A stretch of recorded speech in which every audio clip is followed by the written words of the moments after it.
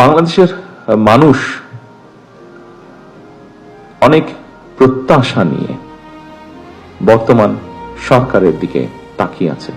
বাংলাদেশের মানুষ বর্তমান সরকারের কাছে অনেক প্রত্যাশা, আশা, আকাঙ্ক্ষা তারা রাখছে। এটি আপনারা দেশের নাগরিক হিসেবে, আপনারা এই সমাজের অংশ হিসেবে এটি স্বাভাবিকভাবে আপনাদেরও ধারণা আছে। কিন্তু যে সরকারের কাছে প্রত্যাশা রাখছে বাংলাদেশের মানুষ, আপনারাও কিন্তু সেই সরকারেরই একটি অংশ, এবং সরকার ভালো চলবে তখনই যখন আপনারা সরকারকে সহযোগিতা করবেন।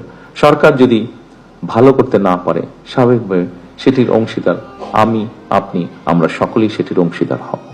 এবং রাষ্ট্র যদি ভালো না চলে, সরকার যদি ভালো না চলে, কেউ কেউ হয়তো আমরা ভাবতে পারি যে আমি তো একটা বেটার পজিশনে আছি, আমি তো সেটাতে ক্ষতিগ্রস্ত হব না। ঠিক আছে, আমি হলাম না, কিন্তু আমার পরিবারের বা আমার আত্মীয় স্বজন কেউ না কেউ তো ক্ষতিগ্রস্ত নিশ্চয়ই হচ্ছে, কেউ না কেউ তো কষ্ট নিশ্চয়ই পাচ্ছে। সেই জন্যই আমি প্রথমেই বলেছিলাম উপস্থিতিবৃন্দ যে আমাদের প্রত্যেকের আল্লাহর কাছে শুকরিয়া আদায় করা উচিত যে আল্লাহ আমাদেরকে একটা সুযোগ দিয়েছেন, আমাদেরকে আল্লাহ সেই পরিস্থিতি বা সুযোগ দিয়েছেন যেখানে আমরা যদি স্ব অবস্থান থেকে সচেতন হই, স্ব অবস্থান থেকে যদি আমরা কাজ করি, অবশ্যই আমরা একটা অবদান রাখতে পারবো এই দেশ গঠনের, এই সমাজ গঠনে, এই রাষ্ট্র গঠনের।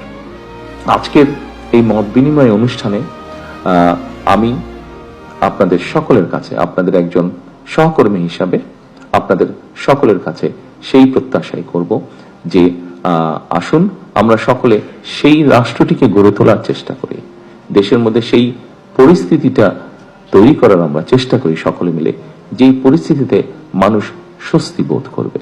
আমরা সেই রাষ্ট্রটিকে গড়ে তোলার চেষ্টা করি যেই রাষ্ট্রটিকে ঘিরে বাংলাদেশের মানুষ আশার আলো দেখতে পাবে, যেখানে এগিয়ে যাওয়ার স্পৃহা, সাহস, উদ্দীপনা মানুষ পাবে।